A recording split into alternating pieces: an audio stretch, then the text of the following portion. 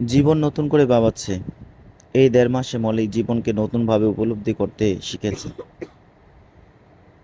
সে জীবনে নিজের জন্য বাঁচতে ইচ্ছে হয়। হাঁপিয়ে গেলে ইদানিং গান গাইতে বসে পড়ে হারমোনিয়াম নিয়ে। ছেলেমেয়েকে নিয়ে নিজের মতন সময় কাটায়। আর আবেদও খুব করে চায় একটু সময় তার সাথে কাটানো হোক, কিংবা তাদের সাথে সেও জয়েন করুক।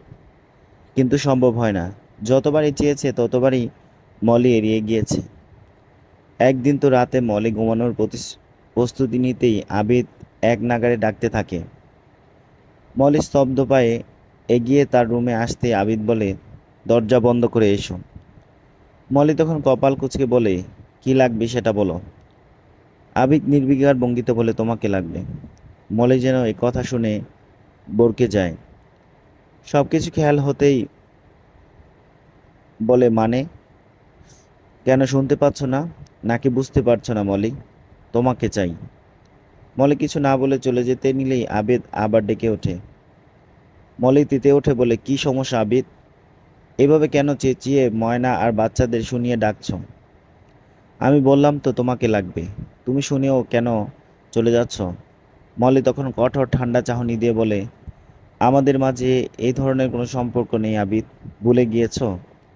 আবিদ নাছোড়বান্দা, তবুও বলে বসে, কেন নেই? আমরা চাইলে আগের মতন ভালো থাকতে পারি। আমরা চাইলেই সব আবার স্বাভাবিক হতে পারে। মলিয়া অট্টহাসি হেসে বলে, স্বাভাবিক? ঠিক কত বছর আগে আমাদের সম্পর্ক স্বাভাবিক ছিল আবিদ, বলতে পারো? শেষ কবে আমায় বকে নিয়েছিল ভালোবেসে? আমার হাতটা দূরে ছিলে, আমার দিকে ভালো করে তাকিয়েছিলে, বলতে পারো? আবিদ কথা কথা খুঁজে পায় না, বুঝতে পারে অত সহজে কিছু স্বাভাবিক হতে পারে না। মলে আবার বলতে থাকে, তোমার ভালোবাসা বলো আর মোহ কিংবা প্রয়োজন বলো, সবই ওই নষ্ট কেয়ার জন্যই ছিল, আমার জন্য কিছুই ছিল না। আগে আগে যা স্বাভাবিক ছিল এখন তা স্বাভাবিক করতে এসো না। আবিদ এক রাশ হতাশা নিয়ে বলে, আমার করা ভুলগুলোকে বারবার মনে করিয়ে দিতে হবে না মলি। এই যে প্রতিদিন তোমার সব কিছুতেই মনোযোগ থাকে, বাচ্চাদের প্রতি, সংসারের প্রতি, অফিসের প্রতি কিংবা বন্ধু বান্ধবের প্রতি, অথচ আমার প্রতি অবহেলা। আমি জানি এসবই তোমারই অভিমান। আমাকে এখনো তুমি ভালোবাসো, তাই অ্যাক্সিডেন্টের পর থেকে সব সময় আগলে রেখেছো। কিন্তু যেই একটু সুস্থ হতে লাগলাম, আবার দূরে সরে যাচ্ছ। নিজেকে আর আমাকে দুজনকেই তুমি কষ্ট দিচ্ছ। মলি কথা বাড়ল না। অনেক রাত হলো, এখন ঘুমাবো বলে বের হতে চাইলো, কিন্তু আবিদ হাত ধরে টান দিয়ে মলিকে কাছে টানতে অনর্গল কথাগুলো বলল, প্লিজ ক্ষমা করে দাও আমাকে। আমার প্রাপ্য শাস্তি তো আমি পাচ্ছি। কে এত বড় চিটার, ব্যবসার ক্ষতি করলো, অনেক টাকা আত্মসাৎ করলো, আর আমার তো অ্যাক্সিডেন্ট হলোই, তবু কেন আমি ক্ষমা পাবো না? মলিও জোরাজুরি করতে লাগলো। আবিদ এখন অনেকটা সুস্থ হলেও পাটা বেশ ইনজুরি। মলিকে জোর করে আটকাতে চাইলে মলিও নিজেকে ছাড়াতে আবিদকে ধাক্কা দিল, আর তাতেই হলো বিপত্তি। আবিদের পাটা আটকে গেল হুইল চেয়ারে, আর সে গিয়ে পড়ল পাশের টেবিলের কোনায়। ব্যথায় আবিদ চিৎকার করে উঠল। ঘটনা এত দ্রুত ঘটল যে মলি হতবিহ্বল হয়ে পড়ল। মলি আবিদের কাছে আসতেই আবিদ তার পায়ে ধরে বসে পড়ল। তারপর চিৎকার করে বলে উঠল, don't touch me Molly, leave me alone, just leave me. Molly না চাইতেও আবিদ পায়ে ব্যথা পেল, আর মনে একরাশ ব্যথা কষ্ট নিয়ে মলি নিজের রুমে চলে গেল। সারা রাত নির্ভুল ঘুম কাটল দুজনের। আবিদ মনে মনে চাচ্ছিল মলি আবার আসুক, একটু ছুঁয়ে দেখো যাক তাকে। আর এদিকে মলি অভিমান করে ভয় নিয়ে আবিদের রুমের সামনে বারবার গিয়েও ফেরত আসলো, ভিতরে ঢোকার সাহস করলো না।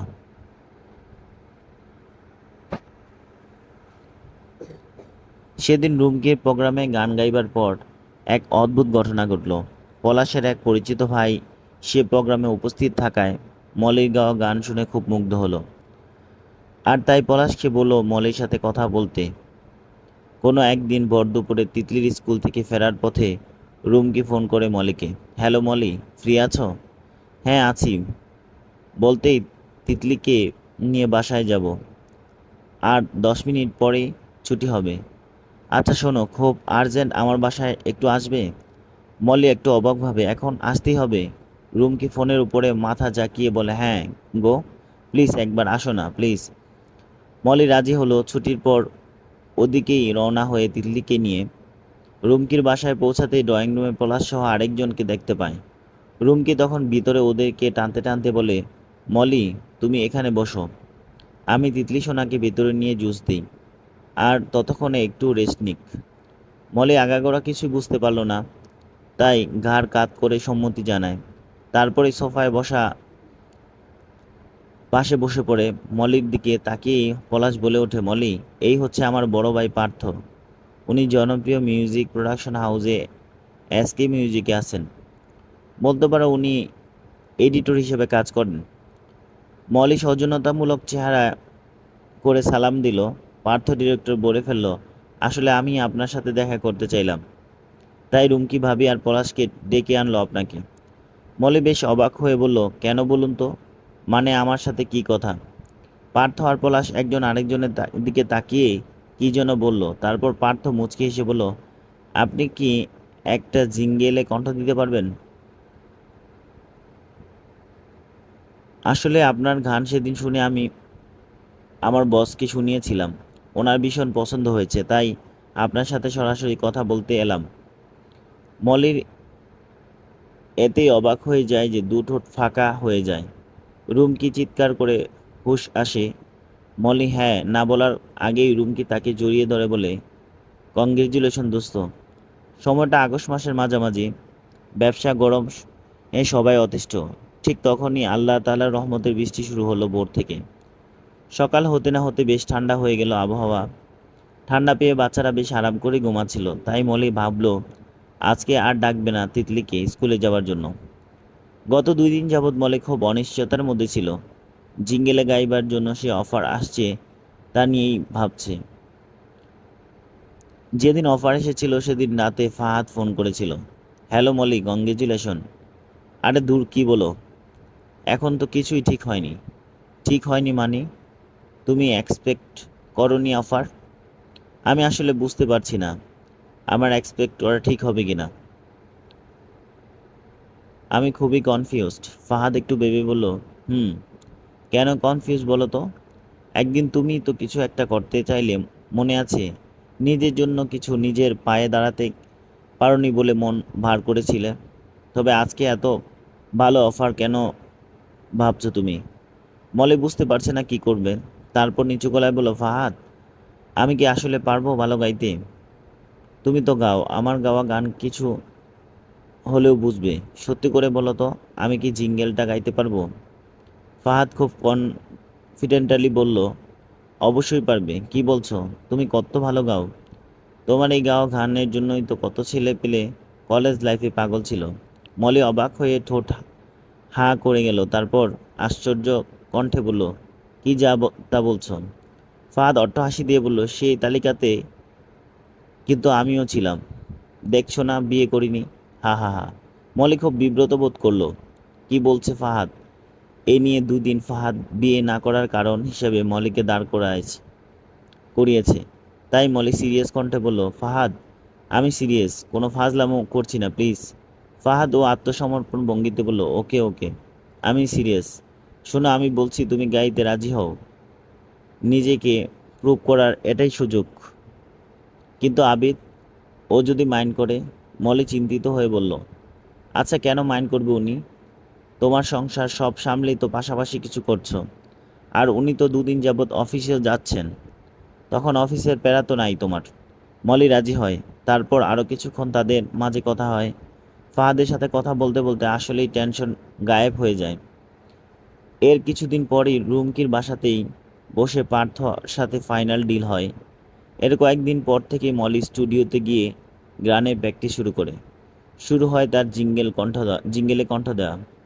তার গাওয়া গান সেদিন রিলিজ হয়েছিল। সেদিন এত টেনশনে ছিল, কেমন হবে, দর্শকদের প্রতিক্রিয়া কেমন হবে, সব ভেবে অতিরিক্ত উত্তেজনা আর টেনশনে মলি সারা রাত পায়চারি করা শুরু করে।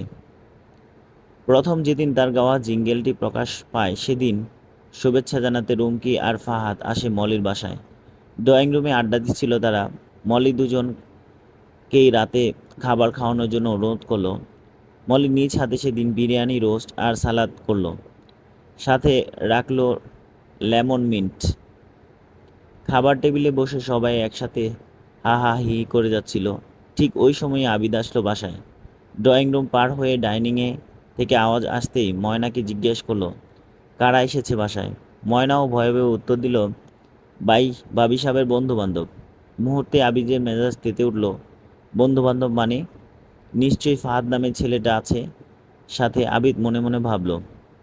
আবিদ সাথে সাথে ডাইনিংয়ের পথে চলল। তাদের কথা ও হাসির মাঝে আবিদ প্রবেশ করল। আবিদকে দেখে রুমকি প্রথমে সালাম দেয়, চেয়ার ছেড়ে উঠে দাঁড়ায়। ওয়ালাইকুম আসসালাম ভাইয়া, কেমন আছেন? আবিদ বেশ রুট হয়ে প্রবেশ করছিল, কিন্তু রুমকির এমন হাস্যোজ্জ্বল ব্যবহারে সেও হাসি মুখে জবাব দিল, জি ভালো আছি। বসুন না, দাঁড়িয়ে কেন, প্লিজ বসুন। ফাহাদও হাত বাড়িয়ে দিল, সাথে সাথে বলল, ভাই জয়েন, আসো। ভাবি ব্যাপারটা এড়িয়ে গেল, কিন্তু অবাক চোখে মলির দিকে তাকিয়ে দেখলো একবার। মলি স্থির, যেন কেউ নেই, কারোর সাথে কথা বলারও প্রয়োজন নেই। আবিদ মনে মনে রাগে ফেটে পড়ল। এই মলিকে কি সে বিয়ে করেছিল? অফিস থেকে আসলে মলি সারাক্ষণ তার প্রয়োজনীয় সব ব্যাপারে গুলো মিটায়। মাঝে মাঝে কেয়ার সাথে অ্যাটাচ থাকার সময় মলির সঙ্গে যখন চাইতো তখন ময়নাকে দিয়ে সব খোঁজ নেয়াতো। অথচ জলজন্ত মানুষ এখন সামনে দাঁড়িয়ে। আবিদের বুকে কষ্ট জমতে লাগলো। টাইটা আলগা করতে করতে চলে যাচ্ছিল, যাবার আগে নিচ থেকেই বলে গেল, মলি ফ্রি হয়ে একবার এসে উপরে। এমন সময় ফাহাদি আবার ডেকে বসে, আবিদ ভাই, একটা সারপ্রাইজ আছে। আমরা কিন্তু মলিকে অভিনন্দন জানাতে এসেছি। সারপ্রাইজটি আপনাকে দিব। মলি মলি স্তম্ভিত, ভাবতেই পারেনি এ পাষাণ লোকটাকে এভাবে বলবে ফাহাদ। মলি তো ঠিক করেছিল কিছুই বলবে না, জানলে জানুক, না জানলে না জানুক, কিন্তু বলবে না তাকে। কি বলবে আসলে? যে আবিদ, আমি একটা জিঙ্গেলে গান করছি, কিংবা আমি গান দিয়েই নতুন কেরিয়ার গড়তে চাই। এসব মলির কাছে অর্থহীন, তাই বলবে না ভেবেছিল, অথচ ফাহাদ তাকে বলেই দিল। আবিদ ফাহাদের কথা শুনে আবার ফিরে এলো ফাহাদের দিকে তাকিয়ে। আবিদ বলল, আপনিই বলুন কি সারপ্রাইজ। যেহেতু মলি সব কিছুই জানেন, ফাহাদ ঠিকই পিন মেরে কথাটা বুঝতে পেরেছে, কিন্তু সে এটাই চাইছিল মলির জন্য একটু হলেও যে পসেসিভ হোক, তবেই দুজনের মধ্যে আবারও ভালোবাসাটা তৈরি হবে। ফাহাদ হেসে বলল, আপনার বউ তো গায়িকাদের তালিকায় নিজের নাম লিখিয়েছে। আজকেই ওর গান গাওয়া একটা টিভি অ্যাডের জিঙ্গেল রিলিজ হলো। সকালে রিলিজ হলো, বিকেলেই সবার মুখে মুখে। এবার হিট কয়েকদিনের মাঝেই টের পাবেন। এবার বলুন তো সারপ্রাইজটা কেমন দিলাম? আবিদ স্তব্ধ হয়ে রইল। মলে গান গাইছে, তাও জিঙ্গেল সঙে। অথচ আবিদ কিছুই জানল না। তার একটা মিশ্র অনুভূতি তৈরি হলো। মলির দিকে তাকিয়ে অভিনন্দন জানাতেই মলি থ্যাংক ইউ বলে সেখান থেকে চলে গেল। পরিস্থিতি কেমন যেন গোলাটে হলো। যে রুমকি ফাহাদের হাত টেনে তাড়াতাড়ি প্রস্থান করলো। সারা রাস্তা রুমকি ফাহাদকে বেশি পরিমাণে কথা বলার জন্য বকলো, অথচ ফাহাদ মুচকি মুচকি হেসেই যাচ্ছিল। বৃষ্টি তোড়া বারান্দা ভিজে একাকার। অর্ধভেজা কাপড়গুলো ময়না টেনে এনে কিছুটা হ্যাঙ্গারে টানিয়ে দিল। মলি বিছানায় পা ভাঁজ করে বসে বসে ফোন চাপছে। বিছানায় তার রাজপুত্র আর রাজকন্যা ঘুমিয়ে। ময়না দীর্ঘশ্বাস ফেলে বলল, ভাবি সাব, ও ভাবি সাব। মলি ফোন থেকে চোখ না তুলে হুঁ করে বলল। ময়নার সামনে এসে দাঁড়িয়ে এবার মলির চোখ তুলে তাকালো। ভাবি সাব, বাইজান তো খায় নাই, বলল খিদা নাই। মলি ফোন দেখতে দেখতে বলল, হয়তো সত্যি খিদে নেই, তাই খায়নি। ময়না বিরক্ত ও মহাবিরক্ত। এতদিনেও কি এই ময়না তার জামাইয়ের হাবভাব বুঝে না? এত বছর সংসার করার পরও সে যে কেন খায় নাই তা তো ময়নাও বুঝে, অথচ মাইয়াটা বুঝে না। ফট করে বলে ফেলে, আপনি যান না বাইজানের কাছে, মনে হয় আপনারে ডাকে। মলি অবাক হয়ে বলে, কই, কখন ডাকলো, শুনিনি তো। এবার ময়না খুব কনফিউজড হয়ে উত্তর দিল, ডাকলো তো। আমি যখন জিগাইছিলাম খাবার এর কথা, তখনই তো আপনার কথা জিগাইল। মলে কিছুক্ষণ একটা কিছু ভেবে বিছানায় থেকে পা নামায়, তারপর ধীরে সুস্থে আবিদের রুমে হেঁটে যায়। এখন যেন আবিদের রুমটা আবিদের একারই। মলি আসে না খুব একটা, অথচ ঘরময় তাদের কত স্মৃতি। সেই বিয়ে থেকে শুরু করে আজ অবধি নানা রঙের দুঃখ, কষ্ট, ভালোবাসার স্মৃতি জড়িয়ে আছে এই ঘরে। আজ অনেক দিন পর মলি শাড়ি পরেছিল। স্লিম হবার কারণে কুর্তি, কাফতান, সিঙ্গেল কামিজই বেশি পরে। শাড়ি যার জন্য পরতো সে তো মলির দিকে ফিরেও তাকাতো না, তাই ধীরে ধীরে অভ্যাস বাদ দেওয়ার চেষ্টা করেছিল। রুমের দরজা বেরোনো ছিল না, লক না দিয়েই মলে প্রবেশ করলো। প্রবেশ করা দেখলো বিছানায় আবিদের শার্ট প্যান্ট পরে আছে। হয়তো অফিস থেকে ফিরে সব বিছানায় ছুঁড়ে ফেলেছে। রুমের কোথাও না পেয়ে ব্যালকনির দিকে তাকাতেই চোখ পড়ল অন্ধকারে একজন মানুষ এর অবয়ব। মলি তাকে না ডেকেই বিছানায় গুছিয়ে ফেলল। সাইড টেবিলে জিনিসপত্র গোছাতে গিয়ে ফুলদানিটা পড়ে একদম ভেঙে চুরমার হলো। আর তাতেই আবিদ পিছনে ফিরে দেখলো মলি এসেছে। এখনো পায়ে প্রায় টান খায় হাঁটতে গেলে, তাই খুঁড়িয়ে খুঁড়িয়ে হেঁটে এসে বিছানায় বসলো। মলি দ্রুত কাচের টুকরোগুলো ওঠাতে গিয়ে হঠাৎ মুখে আউচ শব্দ উঠে। আবিদ বুঝতে পারলো মলির হাতে আঙ্গুল কেটে গেছে। আবিদ খুব দ্রুত নিচে বসে মলির আঙ্গুল চেপে ধরল, তারপর বলতে থাকলো, এত রাতে এসব কেন গোছাতে গেলা? ময়না তো ছিলই, কাল সেই গুছিয়ে দিত। মলি নিশ্চুপ হয়ে আছে, কিছু বলছে না। আবিদ ময়নাকে চেঁচিয়ে ডাকলো, ময়না ময়না, জলদি ফার্স্ট এইড বক্সটা আনো। ময়না আনতে আনতে মলির হাত টানতে থাকে, লাগবে না, আমি নিজেই করে নিতে পারবো। কিন্তু আবিদ শক্ত করে চেপে ধরে আঙ্গুলে, তারপর বলে, জানি তো পারবে, যেহেতু আমার রুমে গোছাতে হাত কেটেছে তাই আমিই করে দিচ্ছি। আফটার অল গায়িকা আঞ্জুমান হাসান মলির হাত কেটেছে বলে কথা, তাই না? মলি ঠিক বুঝতে পারে খোঁচাটা, তাই একটা ঝটকা দিয়ে হাত সরিয়ে নেয়। তারপর শাড়ির আঁচল ঠিক করতে করতে বলে, রাতে খাওনি কেন? আবিদ বেডে বসতে বসতে বলে, ইচ্ছে হয়নি, খাইনি। মেডিসিন খেয়েছো? আবিদ আবারও বলল, ইচ্ছে হয়নি, খাইনি। মলি বিরক্ত হয়ে বলে, ইচ্ছে হয়নি আবার কি কথা? মেডিসিন না খেলে ভালো হবে কিভাবে? আবিদ মলিকে একটানে নিজের কাছে নিয়ে আসে, কোমরে জড়িয়ে বলতে থাকে, কিসে ভালো হবে সেটা বুঝো, অথচ কিভাবে ভালো থাকবো বুঝো না। মলি মোচড়ামুচড়ি করছিল, এমন সময় ময়না কথা বলতে বলতে ঘরে ঢুকে। ভাবিজান, ফার্স্ট এড বক্স তো। এতটুকু বলেই জিভে কামড় দিয়ে আবার বের হয়ে যায়। মলি লজ্জায় হতভম্ব হয়ে যায়। এত বছরের সংসারে কখনো অন্য কারো সামনে ওরা ঘনিষ্ঠ অবস্থাতে পায়নি। ময়না কথা না বাড়িয়ে চলে যায় সাথে সাথেই। আবিদ নিজে উঠে দরজা লাগিয়ে দেয়, আর মলির সাথে সাথে কড়া গলায় বলে, দরজা লাগাচ্ছ কেন? আমি বাচ্চাদের রুমে যাব। আবিদ আবারও এসে মলিকে জড়িয়ে ধরে তারপর বলে, আমি কেন খাইনি রাতে একবারও তো জিজ্ঞেস করলে না। কেন তুমি বুঝো না কেন খাইনি? মলি পাত্তা না দিয়ে আবারও বলে, ছাড়ো আবিদ, আমার ঘুম পাচ্ছে। তাহলে ঘুমাও, এটা তো তোমারও রুম। মলি অবাক হয়ে বলে, কবে থেকে আবিদ?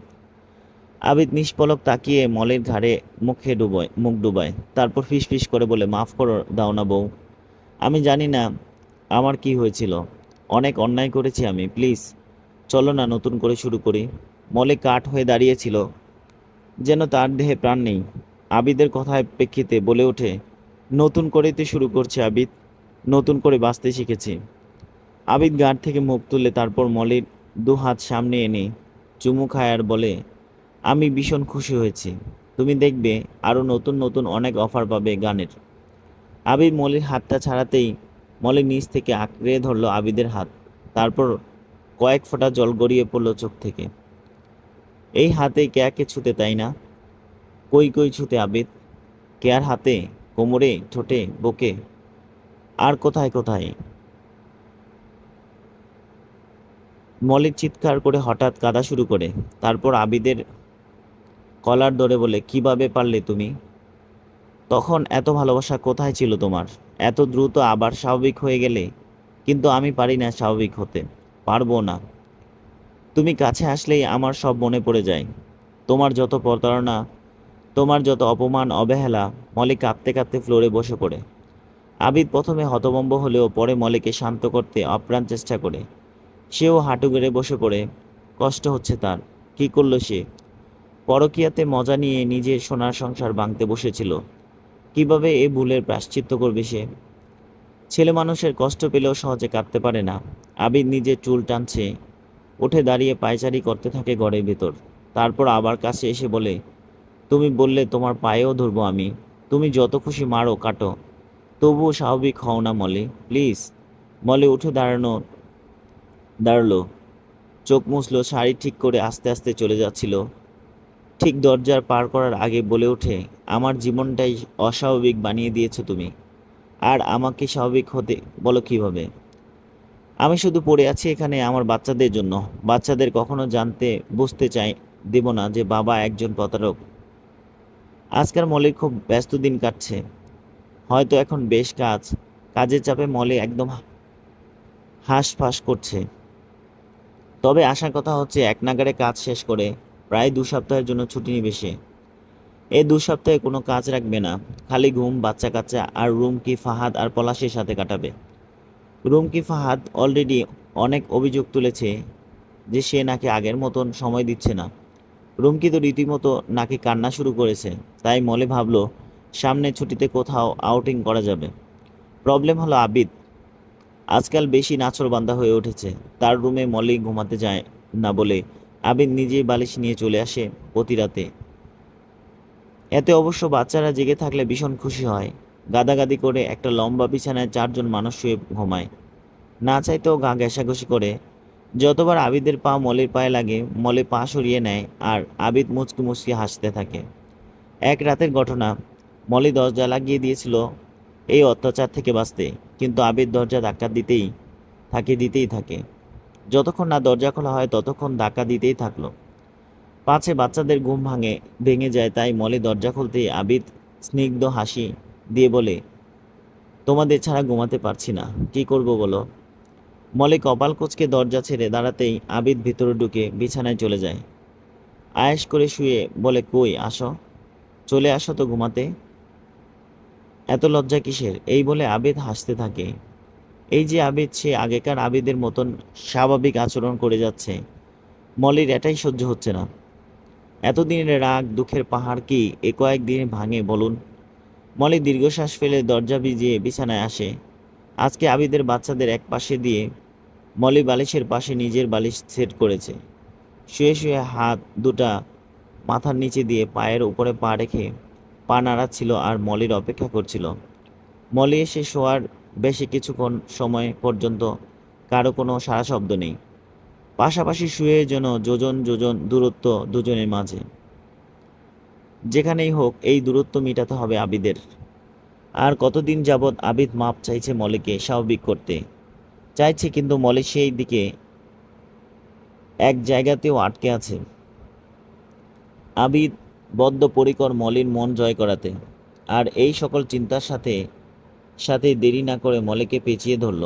মলি চুপচাপ হজম করলো বিষয়টা। ভেবেছিল হয়তো আবিদ ঘুমিয়ে গেছে। আবিদ মলির কপালে চুমু খেলো গভীর আবেগে। কপালের কাছে দাঁড় থেকে মলির রেশমি চুল সরিয়ে ঘাড়ে ডুব দিল। এত এত প্রেম, ভালোবাসা, আবেগ নিয়ে মলিকে আদর করতে থাকলো, কিন্তু মলি নির্বিকার, মূর্তির ন্যায় সাটান হয়ে শুয়ে আছে। আবিদ তারপরও মলির চোখে চুমু খেয়ে ঠোঁটে চুমু খেলো। এবার মলি আর থাকতে পারলো না চুপ। ধাক্কা দিয়ে আবিদকে সরিয়ে দিয়ে ধাক্কার বেগে আবিদ গিয়ে পড়ল খাটের শেষ মাথায় দেয়ালের কাজটায়। প্রচণ্ড রাগে কাপা স্বরে মলি চেঁচিয়ে উঠল, এসবই পারো না? তোমার কাছে শরীরটাই মুখ্য, আমাকে লাগবে না তো? ও নাও, খুব লেখাও। এই বলে শাড়ির আঁচল সরিয়ে ফেলল মলি। মলির এখন আচরণে আবিদ হতভম্ব। নিজেকে গুছিয়ে নিতে যেন সময় লাগছে। মলি না থামিয়ে চেঁচিয়ে বলল, এই রূপের সৌন্দর্যের কাছেই তো হেরে গিয়েছিলে, তাই না আবিদ? কে আমার থেকেও অনেক বেশি সুন্দরী আর ফিট ছিল, তাই তো তাকে আদর করতে ও তোমার ভালো লাগতো। এখন কেয়া নেই, আর আমিও আগের চেয়ে যথেষ্ট ফিট হওয়াতে এখন তোমার কাছে কি আমাকে আকর্ষণীয় লাগে, তাই না?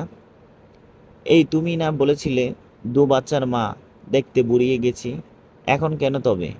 কেয়া নেই বলে? আবিদ নিজের মেজাজ ধরে রাখতে পারল না। মুষ্টিবদ্ধ করে রাগ কন্ট্রোল করার চেষ্টা করলো। হঠাৎই চেঁচিয়ে উঠল, চুপ করো মলি, প্লিজ চুপ করো। বারবার আমার করা পাপগুলোকে তুমি মনে করিয়ে দাও। আমি যতই তোমাকে নিয়ে সুখী হতে চাই, ভালো থাকতে চাই, তুমি দাও না, আমাকে ভালো থাকতে দাও না। আবিদের হাতের কাছে পাওয়া বালিশটা ফ্লোরে ছুঁড়ে ফেলে চিৎকার করে বলতে থাকে, যদি অ্যাক্সিডেন্ট করি সেদিন 2 মাসে বিছানায় পড়েছিলাম, আমাকে যখন এখন আর ভালোই বাসো না, তবে এত যত্ন করে দোয়া কেন করেছিলে? মাঝরাতে আমি ব্যথায় কাকিয়ে উঠলে তুমি কেন জড়িয়ে ধরতে শান্ত করলে? এত ঘৃণা থাকলে আমাকে সুস্থ করতে এত কষ্ট কেন করলে? উত্তর দাও। মলে আবিদের রাগ দেখে চুপ হয়ে যায়। অনর্গল কান্নার ফোয়ারা ঝরতে থাকে দু চোখে। আবিদ মলির কাছে এসে দুবাহুতে চেপে ধরে বলে, মলি, আমি ভুল করেছি, স্বীকার করছি। আমি কথা দিচ্ছি আর কখনো কোনো দিন তোমার ভালোবাসার অসম্মান হতে দেব না, তোমাকে কষ্ট দেব না। তুমি শুধু একবার বলো আমাকে মাফ করে দিয়েছো। মলি নিরুত্তর। উত্তর শুধু চোখের পানিতে ফেলছে। কাঁধ ঝাঁকিয়ে আবেদ আবার প্রশ্ন করে, বলো প্লিজ। তুমি চাইলে আমরা আবার স্বাভাবিক জীবনে ফিরে যেতে পারবো। আজকে যদি তুমি আমাকে ক্ষমা না করো, তাহলে আমি কখনো স্বামীর অধিকার নিয়ে তোমার সামনে দাঁড়াবো না। মলি এবারও নিশ্চুপ। বুকের ভেতরে উথাল পাথাল জল বয়ে চলে। মন মস্তিষ্কে লড়াই চলছে। বাস্তবতার চিন্তা করলে আবিদকে মাফ করা উচিত, অথচ অভিমানী মন সায় দিচ্ছে না কিছুতেই। আবিদ অসহায় চোখে কিছুক্ষণ তাকিয়ে থাকে তার দিকে। তোমার উত্তর পেয়ে গেছি আমি। পারলে মাফ করে দিও আমাকে। আমি আর কখনো তোমাকে জ্বালাতে কষ্ট দিতে আসবো না। এই বলে আবিদ দরজা খুলে চলে গেল। যাবার সময় ধারাম করে দরজা লাগানো শব্দটাই যেন মলির বুকের ভিতর বেজতে লাগলো ঘন্টার মতন। সেদিনের পর থেকে আবিদ এর দেখা মিলল খুব কম। সে হয়তো ইচ্ছে করে মলির সামনে কম আসতো। সেই রাতে মলি তো আর ঘুমোতেই পারেনি, আর আবিদ এর খোঁজও নিতে সাহস হয়নি। মলি, রুমকি, ফাহাদ এবং পলাশ সামনের 2 সপ্তাহ ছুটির কয়েকটা দিন কাটাবে শ্রীমঙ্গল রিসোর্টে। বাচ্চাদের নিয়ে যাবে সাথে করে, তাই খুব বেশি থাকতেও পারবে না। 3 দিনের একটা প্ল্যান করা হয়েছে। ব্রিটিশ বাংলোতে মূলত মডিফাই করে কয়েকটা টিলা ও চা বাগান নিয়ে এই রিসোর্টটা বানানো হয়েছে। 3 বেডের রুম, একটা কটেজ ভাড়া করলো তারা। ফাহাদি মূলত খোঁজ খবর নিয়ে সব কিছু ঠিক করলো। যাওয়ার 2 দিন আগেই এক রাত ফাহাদ কল করেছিল মলিকে। এই যে মলির জীবনে এত কিছু, রুমকি আর ফাহাদ না থাকলে হয়তো মলির অস্তিত্ব একদিন বিলীন হয়ে যেত। এই এই মলির ধারণা। ফোন ধরেই ফাহাদ বলল, বাচ্চারা ঘুমিয়েছে, ব্যাগ গোছাচ্ছ কত দূর? মলি হেসে বলল, এখনো আমার আর রুমকির শপিং বাকি, আর তুমি বলছো ব্যাগ গোছানো শেষ কিনা? ফাহাদ হাসে, তারপর একটু গভীর সুরে বলে, আবিদ ভাইকে জানিয়েছে তো? মলি চুপ বনে যায়। মিনমিন কণ্ঠে বলে, ফাহাদ, আবিদের সাথে কথা হয় না ভালো করে বেশ কয়েকদিন। ফাহাদ আশ্চর্য হয়ে বলে, সে কি? তুমি যাচ্ছ, ভাই তো অনুমতি দিবে না? অনুমতি না হোক, অ্যাটলিস্ট জানাবে না তো? মলি প্রসঙ্গ এড়াতে বলে, ফাহাদ জানো, একটা সিনেমার গানে অফার পেয়েছি। ফাহাদ বিরক্ত হয়, বলে, মলি যাবার আগে অবশ্যই ভাইকে বলে যাবা। এখন এমন কেন করছো? আগে নিজেও কষ্ট পাচ্ছ আর ভাইকেও কষ্ট দিচ্ছ। মলি কান্না আটকে রাখার চেষ্টা করেও ব্যর্থ হলো। ফাহাদ কিভাবে স্বাভাবিক হব বলো তো? নতুন করে স্বপ্ন দেখে যদি সেই স্বপ্ন আবারও ভেঙে যায়? এবার তাহলে আমি আঘাতটা নিতে পারবো না, বাচ্চাদের নিয়ে গলায় দড়ি দিব। এর উত্তর জানা নেই ফাহাদের। তবুও আবিদের পক্ষ নিয়ে বলে, মানুষটার চোখে সত্যি অনুশোচনা দেখেছি, তোমার ভালোবাসা পাবার আকুতি দেখেছি। আমাকে বিশ্বাস করো তো মলি, মাফ করে দাও ওনাকে। একটু চেষ্টা করো ওনার সামনে আগানোর। মলি রাখছি বলে ফোনের লাইনটা কেটে দেয়। বুকের ভেতরে আবারও জ্বর শুরু হয়, সংসার ভাঙা গড়ার ঝড়। শ্রীমঙ্গল টি রিসোর্ট এসেই মলির এতদিনের ক্লান্তি দূর হয়ে গেল। এত সুন্দর জায়গাটা, প্রকৃতির কাছাকাছি থাকলে বোধহয় সবারই মন ভালো হয়ে যায়। কখনো কখনো উদাস হয়ে যায় মন। এই অপার সৌন্দর্য উপভোগ করতে পারার জন্য সৃষ্টিকর্তার নিকট অশেষ শুকরিয়া জ্ঞাপন করে মলি। লম্বা লন পার হয়ে সামনের বারান্দার মতন উঁচু অংশে এসে দাঁড়ায় সে। পরনে কালো একটা সালোয়ার কামিজ। চোখের সানগ্লাস সরিয়ে সামনে সারি সারি টিলা আর চা বাগান দেখে মলি মুগ্ধ হয়। এখন এখানে না আসলে কতটা মিস করতো মলি, তাই ভাবছিল। বিয়ের আগে কোথাও ঘুরতে যাওয়া হয়নি। ওই যে মায়েদের এক অভ্যাস, বিয়ের পর স্বামীর কাছে যাবি।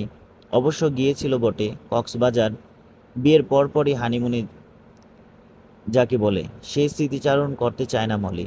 সেই স্মৃতিচারণ করতে গেলেই বুক ভার হয়ে আসে। অথচ কয়েক বছর আগেও এই মুহূর্তগুলো ছিল তার জীবনের শ্রেষ্ঠ মুহূর্ত। তিতলি আর টোটন ছোটাছুটি করছে, তাদের দিকে তাকিয়েই মলি কণ্ঠটা উঁচু করে বলে, এই তিতলি, তোতন, আস্তে দৌড়াও, পড়ে গেলে ভীষণ ব্যথা পাবে। তিতলি দৌড়াও আর বলতে থাকে, কিছুই হবে না মা। অমনি করে তোতনও যাচ্ছিল, সাথে সাথেই ফাহাদ ধরে ফেলে। ফাহাদ, পলাশ আর রুমকি এদিকটায় আসছে দেখে মলি হেসে তাদের দিকে তাকিয়ে থাকে। দেখলে ফাহাদ এখনই পড়ে যেত। কই, আসলাম শান্তি করতে, বাচ্চাদের জন্য একটা টেনশন তো থেকেই যায়। রুমকি হেসে বলে, আরে দূর, এরাই এনজয় করবে, ওরা না আসলে কি আমাদের ভালো লাগলো। মলে হাসে, তারপর বলে, মা হয়ে একটা জিনিস ফ্রি পেয়েছি জানো, সেটা হলো টেনশন করা। সবাই হেসে ওঠে। মলি হঠাৎই খেয়াল করে পলাশ গলা পরিষ্কার করে কিছু বলতে চায়। রুমকি ইশারা করে, তাই সে বলে ওঠে, কি ব্যাপার বলো তো, তোমরা কি কিছু বলবে? রুমকি বলে, তোমার জন্য একটা সারপ্রাইজ আছে, কিন্তু আমাদের কথা দাও, তুমি যাই হোক না করবে না। তিনজনের প্ল্যান এসেছে খুব এনজয় করাতে, তবেই ফিরবো ঢাকায়। মলি অবাক হয়, বলে, কি সারপ্রাইজ?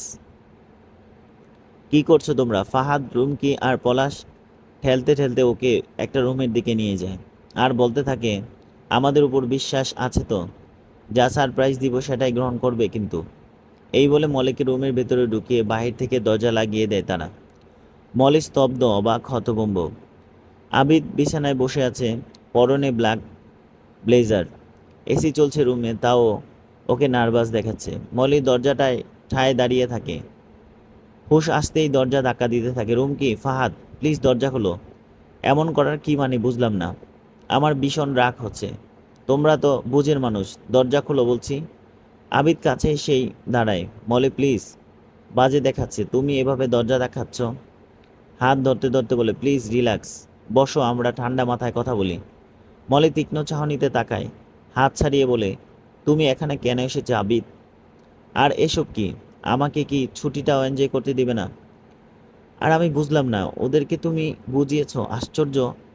এখানে কেন এলে তুমি? আবিদ শান্ত গলায় বলে, ওরা জাস্ট একটু হেল্প করেছে, যেন আমরা আগের মতন সংসার শুরু করি। মলি, প্লিজ ঠান্ডা মাথায় ভাবো, আমাদের দুটো ফুটফুটে বাচ্চা আছে। আমাদের সম্পর্ক অস্বাভাবিকতা কি তাদের উপর প্রভাব ফেলবে না?